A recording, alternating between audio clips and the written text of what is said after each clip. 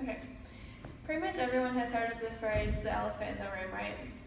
If not, it's something that everyone is thinking but no one says. This is the case in a lot of colleges and many other organizations as well. Hazing is a huge problem in colleges, and it seems like the administration just wants to ignore that it's happening because it's happening so often in so many different places. It is more of a problem in fraternities and sororities in colleges than elsewhere, but that doesn't mean that it doesn't happen in other places. It can happen in the military, athletic teams, religious cults, and it is on the rise in high schools. I'm going to focus mainly on hazing in college setting because that's what we as high schoolers are most familiar with. I think hazing is a huge problem that people don't want to talk about, but it needs to be stopped.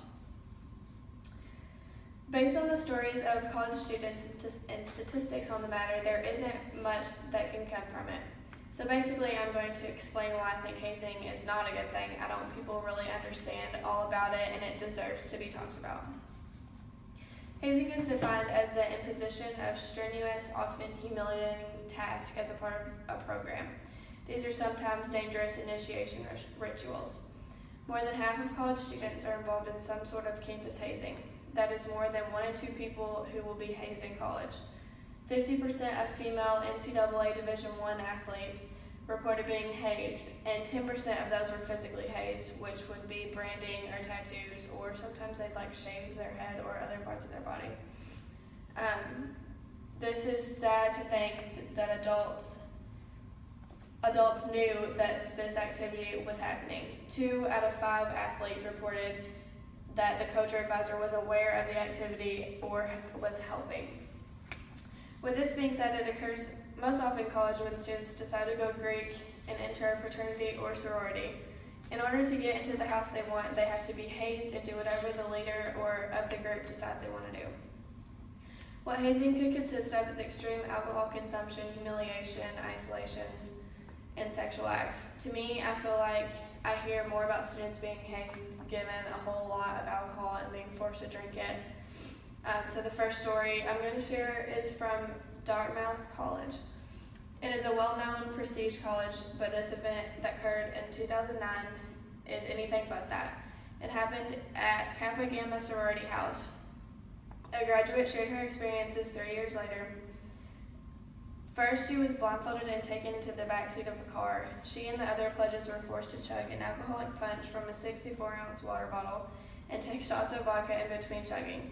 She was then told to get out of the car.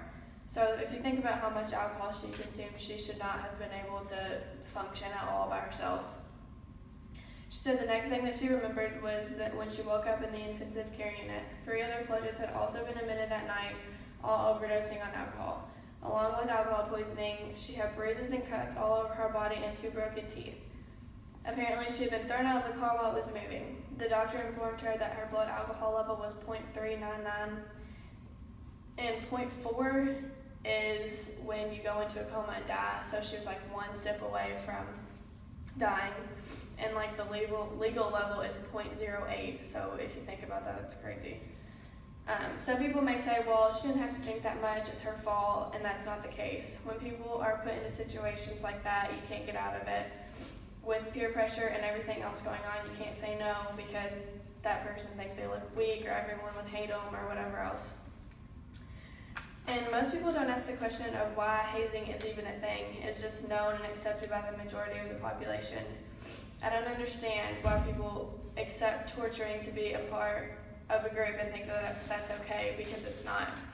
While there are a few benefits that people may think of hazing, there are many more costs. So for the people who think it's okay, one thing you could say that was good about hazing is that it can bring the group closer together. But that isn't the reality. The reality is, in a lot of cases, the person being hazed resents an individual who hazed them, so it's actually the opposite of what people want to happen. You can go ahead. Are you sure? Just pause it. Yeah.